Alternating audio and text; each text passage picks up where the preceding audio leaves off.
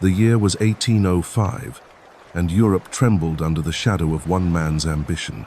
Napoleon Bonaparte, master of continental warfare, had crushed armies from Austria to Prussia, bending nations to his will. Yet there remained one barrier he could not break, one enemy that stood defiantly between him and total dominion over Europe. The English Channel, that narrow stretch of water, protected by the wooden walls of the Royal Navy, and commanded by a man whose very name struck fear into the hearts of French admirals. This is the story of Horatio Nelson, a figure so legendary that his final battle would echo through history for centuries. On the 21st of October, 1805, off the coast of Spain near Cape Trafalgar, two mighty fleets would collide in a battle that would decide the fate of nations. What followed was not merely a naval engagement, but the birth of a legend that would rule the seas for over a century. To understand the magnitude of what happened at Trafalgar, we must first journey back to the making of the man himself. Horatio Nelson was born on a crisp September morning in 1758, in the quiet Norfolk village of Burnham Thorpe. The sixth of 11 children born to Reverend Edmund Nelson and his wife Catherine, young Horatio, entered a world far removed from the thunder of cannon and the spray of salt water that would define his destiny. The Nelson family was genteel, scholarly, and desperately poor. When his mother died and Nelson was just 9 years old, the boy's world shifted forever.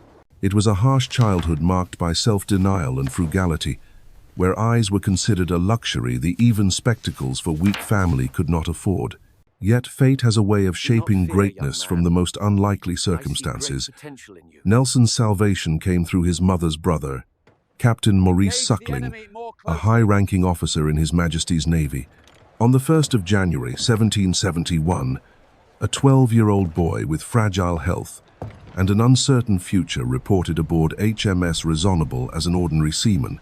The muster book recorded his name as Horace Nelson from Wells, aged 12, appointed midshipman. What the official records could not capture was the irony that this future master of the seas suffered from chronic seasickness, a torment that would plague him throughout his legendary career. The young Nelson's early years in the Navy were a mixture of mundane routine and extraordinary adventure. He learned seamanship in the Thames estuary, where the river's familiar waters taught him the basics of navigation and command. But adventure called from distant shores, and soon he found himself sailing to the West Indies aboard a merchant vessel, experiencing the exotic dangers of tropical waters. In 1773, he joined a scientific expedition to the Arctic, a dangerous venture that tested his courage and endurance against the brutal forces of nature. These formative experiences forged something remarkable in the young officer, a combination of technical skill and fearless determination that would serve him well in the battles to come. The Indian Ocean provided Nelson with his first taste of real action, but fever struck him down, probably malaria, and he was invalided home in a state of deep depression. It was during his recovery that something extraordinary happened. Nelson experienced what he would later describe as a dramatic surge of optimism, a moment of clarity that revealed his destiny. From that instant, his ambition blazed like a beacon, fired by patriotism and tempered by the Christian compassion instilled by his father. He was determined to prove himself the equal of his distinguished naval kinsman, no matter the cost. In 1777, Nelson passed his examination for lieutenant and sailed immediately for the West Indies, the most active theater in Britain's war against the American colonies. The Caribbean was a cauldron of conflict where British, French, Spanish, and American forces clashed amid tropical storms and deadly diseases. It was here that Nelson's talents truly began to shine. In 1779, at the remarkably young age of 20, he was promoted to captain and given command of a frigate. Few officers in naval history had risen so quickly through the ranks, but Nelson's combination of tactical brilliance and personal courage marked him as exceptional. His early commands took him to the Spanish settlements of Nicaragua, where Britain sought to strike at Spain after it joined France, in alliance with the American revolutionaries. The expedition was a disaster that nearly claimed Nelson's life. Yellow fever swept through the British force like a scythe, cutting down men by the hundreds. Nelson himself barely survived, one of the few to escape the disease that turned the tropical paradise into a graveyard. Yet even in failure, he learned valuable lessons about leadership, logistics, and the brutal realities of warfare in hostile climates. The end of the American War of Independence brought peace, but for naval officers like Nelson, peace meant unemployment. He found himself on half pay, a common fate for officers when their services were no longer required. These were difficult years, marked by financial hardship and professional uncertainty. In 1784, he received command of a frigate bound for the West Indies, but this commission brought more trouble than glory. Nelson rigidly enforced the Navigation Act against American ships that were still trading with British privileges they had officially lost. His strict adherence to the law made enemies among merchants, shipowners, and even British authorities who had failed to enforce regulations for their own profit. But the storm clouds gathering over Europe would soon provide Nelson with the stage upon which his legend would be written. The French Revolution had unleashed forces that would reshape the continent, and by the 1790s, Britain found itself locked in a life-and-death struggle with revolutionary France. The Royal Navy became Britain's shield and sword, the only force capable of standing between the island nation and the revolutionary armies that swept across Europe like a tide of fire and steel. Nelson's rise to legendary status began during these French Revolutionary Wars. In 1794, while fighting in Corsica, a piece of stone and sand struck by an enemy shot permanently blinded him in his right eye. Rather than ending his career, this injury seemed to fuel his determination. 3 years later, at the Battle of Cape St. Vincent, Nelson achieved fame through an act of inspired insubordination. When the British line threatened to let Spanish ships escape, Nelson pulled his ship out of formation and engaged 2 enemy vessels simultaneously. His audacious attack helped secure victory and made him a hero in the eyes of the British public. Yet glory came at a price. Later that same year, at the Battle of Santa Cruz de Tenerife, Nelson lost his right arm to a musket ball. The injury was severe, requiring immediate amputation, and he was forced to return to Britain to recuperate. Many would have considered such wounds a sign to retire from active service, but Nelson was not like other men. His disabilities only seemed to enhance his mystique, marking him as a warrior who had sacrificed his body for king and country. The Battle of the Nile in 1798 established Nelson as one of Britain's greatest naval commanders. After weeks of anxiously searching the Mediterranean for Napoleon's fleet, he finally discovered the French ships anchored in Aboukir Bay. What followed was a masterpiece of tactical innovation that would become the template for Nelson's future victories. Instead of engaging in the traditional line of battle, Nelson divided his force and attacked the French from both sides simultaneously. The battle began at sunset, with the French commander assuming the British would not attack so late in the day. But Nelson understood that darkness would work to his advantage. His ships snaked through the narrow gap between the French line and the shore, catching the enemy completely off guard. The climax came when the French flagship L'Orient, the largest ship in the bay, exploded in a massive fireball that could be seen for miles.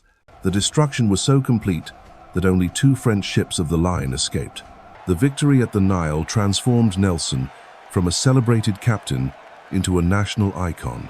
When news reached London, church bells rang across the kingdom and crowds gathered in the streets to celebrate.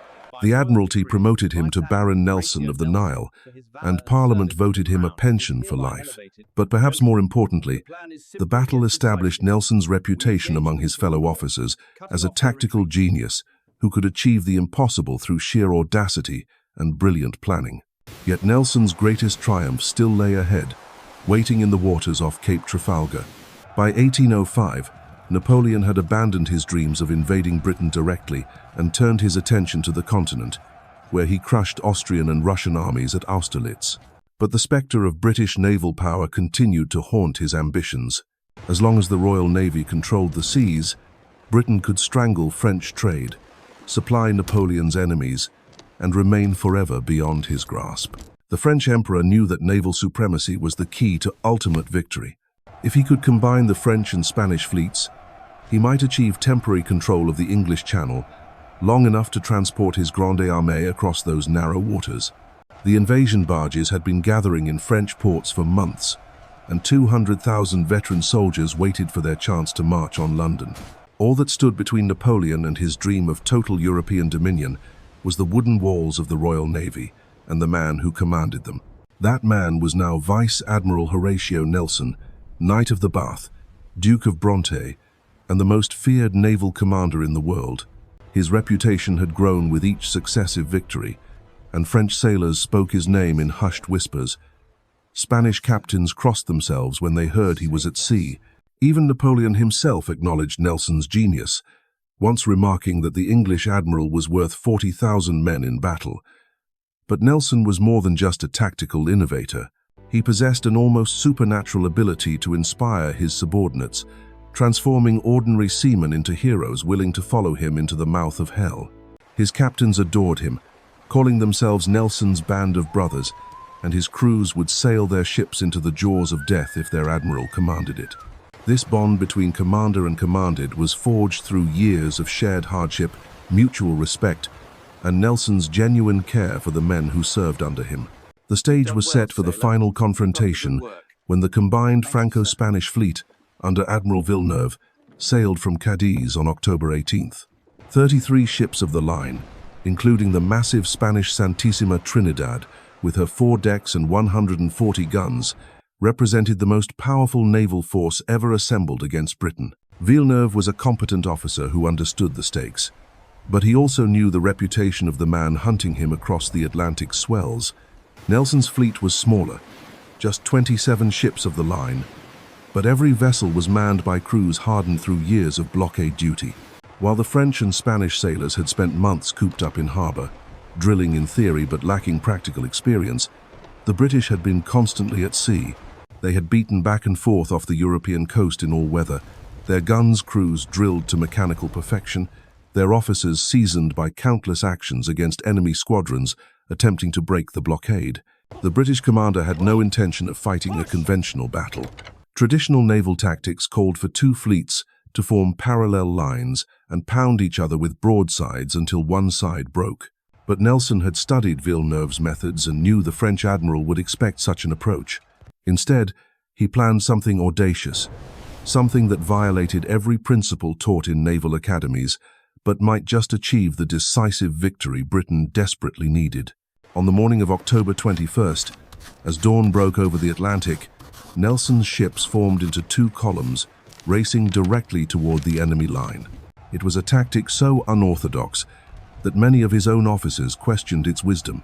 Sailing perpendicular to the Franco-Spanish formation meant that the leading British ships would absorb tremendous punishment while unable to return fire effectively. The enemy would rake them with devastating broadsides, while Nelson's columns could only reply with their forward guns. But the British admiral understood something his enemies did not. He knew that French and Spanish gun crews, cooped up in port for months, lacked the speed and accuracy that came only from constant practice. He gambled that his superior seamanship and gunnery would allow his ships to punch through the enemy line before taking fatal damage. More importantly, he knew that once his ships were among the Franco-Spanish fleet, their superior training would tell in the close-quarters combat that would follow. Nelson's battle plan was elegant in its simplicity. He would divide his force into 2 columns, one led by his flagship HMS Victory, the other by his trusted second-in-command, Admiral Collingwood aboard HMS Royal Sovereign. The 2 columns would strike the enemy line at different points, breaking it into 3 separate sections. Unable to support each other effectively, the isolated enemy ships could be overwhelmed by superior British gunnery and seamanship. The night before battle, Nelson summoned his captains aboard Victory for a final conference. In his great cabin, surrounded by the men who had followed him through countless actions, he outlined his plans with quiet confidence. There would be no complex signals during the fight, no elaborate maneuvers that might be misunderstood in the heat of battle. Instead, Nelson gave his subordinates a simple instruction that embodied his entire tactical philosophy. No captain can do very wrong if he places his ship alongside that of the enemy. As his captains returned to their vessels in the darkness, Nelson remained on deck, staring out at the lights of the enemy fleet barely visible on the horizon. Tomorrow would bring the greatest naval battle in history, a clash that would determine whether Britain remained free or fell under Napoleon's dominion. The weight of an empire rested on his shoulders, but Nelson felt no fear. He had prepared his entire life for this moment, and he was ready to meet his destiny among the rolling swells of the Atlantic. The dawn of October 21st broke grey and misty over the Atlantic, the sea rolling in long swells that lifted and dropped the opposing fleets like toys in a giant's bathtub. Aboard HMS Victory, Nelson stood on the quarterdeck in his blue and gold uniform, the stars and medals glinting in the pale morning light. He had chosen to wear his full-dress uniform, complete with the bright decorations that marked him as one of Britain's most honoured officers. His officers had begged him to change, knowing that the glittering awards would make him a prime target for enemy marksmen, but Nelson refused. On this day of all days, he would meet the enemy as what he was, the commander of the Royal Navy and the defender of England. As the morning mist lifted, the full magnitude of the Franco-Spanish fleet became visible. 33 ships stretched across the horizon in a great crescent, their hulls black against the grey sky, their masts and rigging forming a forest of wood and rope. The sight would have intimidated lesser men, but Nelson studied the enemy formation with the eye of a master tactician. He could see that Villeneuve had arranged his ships in the traditional line of battle, exactly as expected. The French admiral was following the textbook, and that would be his downfall. Nelson's own fleet had spent the dark hours forming into two columns as planned. HMS Royal Sovereign led the southern column, her copper bottom gleaming as she rode the swells, while Victory headed the northern division. Between the two columns sailed 25 more ships of the line, each one a floating fortress bristling with cannon and manned by crews who had trained for this moment their entire careers. The wind was light but favourable, filling the British sails and driving them steadily toward their destiny. At 11:30, Nelson ordered his most famous signal hoisted to Victory's masthead. The message spelled out in flags read, "England expects that every man will do his duty." As the signal broke out and was repeated down the line, a tremendous cheer rose from the British ships. Sailors climbed into the rigging to wave their hats, while Marines presented arms on the quarterdecks. Even the normally taciturn Collingwood, commanding the southern column, was moved by the gesture, though he muttered that he wished Nelson would make no more signals, since they all understood what they were to do. The approach to battle seemed to take an eternity. For over 2 hours, the British columns sailed directly toward the enemy line, while 33 enemy ships waited with loaded guns. The tension was unbearable as men stood at their stations, watching the Franco-Spanish fleet grow larger with each passing minute. French and Spanish gun crews tracked the approaching vessels, adjusting their aim as the range steadily decreased. The silence was broken only by the creak of rigging, the splash of waves against hulls, and the steady commands of officers preparing their men for the carnage to come. Aboard the enemy flagship Bucentaure, Admiral Villeneuve watched the British approach with growing unease. He had fought Nelson before and knew the English admiral's reputation for unorthodox tactics. The perpendicular attack violated every principle of naval warfare, but Villeneuve suspected there was method in Nelson's apparent madness. As the British columns drew closer, he could see that they were aiming for specific points in his line, seeking to break it into isolated sections that could be overwhelmed piecemeal. The first shots rang out just after noon as HMS Royal Sovereign, leading the southern column, came within range of the Spanish ship Fougueux. Collingwood's flagship had outdistanced her consorts and found herself alone facing a dozen enemy vessels. Broadsides crashed into Royal Sovereign's hull, sending splinters flying across her decks and cutting down men at their guns.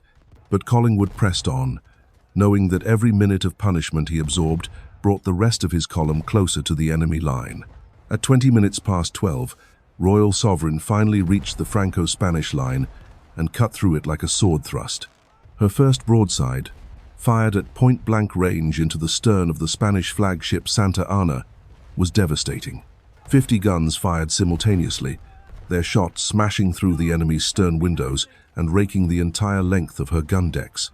Men fell in heaps as the iron balls bounced and ricocheted through the confined space, turning the Spanish ship's interior into a charnel house. The breakthrough had begun. One by one, Collingwood's ships followed Royal Sovereign through the gap, each vessel firing crushing broadsides into the helpless sterns of enemy ships. The Franco-Spanish line began to crumble as individual vessels found themselves isolated and surrounded by British ships, whose gun crews had been trained to reload and fire faster than any other navy in the world. Within minutes, The southern end of Villeneuve's formation was dissolving into chaos. Meanwhile, Nelson's northern column was approaching its target point in the enemy line. HMS Victory, her massive bulk cutting through the swells, bore down on the gap between Villeneuve's flagship Bucentaure and the giant French 74 Redoutable. Enemy shot crashed into Victory's hull and rigging, bringing down her mizzen topmast and carving great furrows in her thick oak sides. Nelson walked calmly along the quarterdeck beside his flag captain Thomas Hardy, apparently oblivious to the iron storm raging around them. The approach seemed to last forever as Victory absorbed punishment from multiple enemy ships. Her wheel was shot away, forcing the helmsman below decks to steer by emergency tackle. Grapeshot swept her upper decks, cutting down marines and seamen at their stations. Yet the great ship pressed on, her gun crews crouched behind their cannons, waiting for the moment when they could reply to the enemy's fire. At 1 o'clock, Victory finally reached the Franco-Spanish line. Finding the gap between Bucentaure and Redoutable too narrow to pass through safely, Nelson ordered his ship turned slightly to starboard. Victory's massive bow crashed into Redoutable's stern, the two ships grinding together in a deadly embrace. At point-blank range, Victory's guns roared their answer to the enemy's fire. Her lower deck 32-pounders, loaded with double shot, smashed through Redoutable's stern and sent iron death racing through the French ship's gun decks. The melee had begun in earnest. Ship after ship from Nelson's column broke through the enemy line, each vessel immediately engaging the nearest enemy in the brutal close-quarters combat that the British Navy had perfected through decades of war.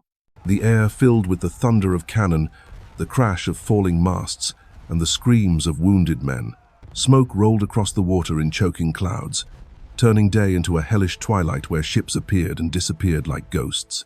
Individual duels erupted throughout the battle area as British ships found themselves locked in combat with French and Spanish opponents.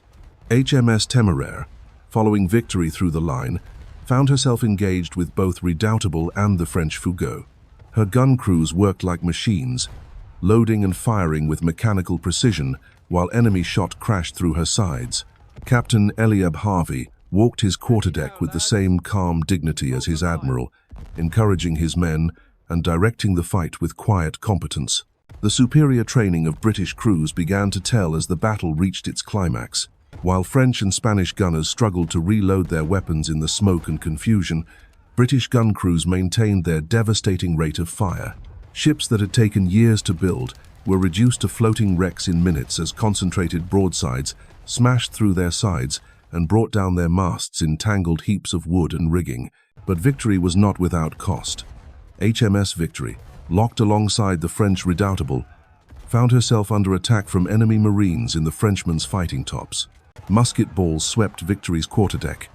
Cutting was from down officers and men with these elevated positions that the shot would come that would transform deadly precision. It a great naval victory into a national tragedy, ensuring that October 21st would be remembered not just as Britain's greatest naval triumph, but as the day the Royal Navy lost its greatest hero. The battle raged with increasing fury as more British ships broke through the shattered enemy line. What had begun as an orderly formation dissolved into dozens of individual combats, each one a struggle to the death between wooden ships and iron men. The fate of Europe hung in the balance as cannon roared and heroes fell, writing their names in blood and glory on the pages of history. At 15 minutes past 1, as Victory lay locked in her deadly embrace with Redoutable, a single musket ball fired from the French ship's mizzen top found its mark. The shot struck Nelson in his left shoulder, piercing his lung and lodging deep in his spine. The admiral knew instantly that the wound was mortal, gasping to Hardy that they had done for him at last, that his backbone was shot through. As his officers carried him below deck, Nelson insisted his face be covered, understanding that the sight of their fallen commander would shatter the morale of his men. For 3 agonizing hours, Nelson lay dying in Victory's orlop deck as the battle raged above his head. Yet he lived long enough to hear the sweetest words any commander could wish for. Hardy came below to report that the enemy fleet was defeated, that 22 Franco-Spanish ships had surrendered or been destroyed, while not a single British vessel was lost. Nelson's tactical masterpiece had achieved the impossible, a victory so complete that it would echo through the centuries. His final words, spoken with his last breath, captured the essence of the man who had given everything for his country. Thank God I have done my duty. At 4:30 on that October afternoon, Horatio Nelson passed into legend, his body broken but his spirit triumphant. The Battle of Trafalgar was won. Napoleon's dreams of invasion were shattered forever, and the Royal Navy's dominion over the world's oceans was secured for more than a century to come. From that day forward, Britannia truly ruled the waves, and the name of Nelson became synonymous with courage, genius, and the unbreakable spirit of those who serve their nation unto death.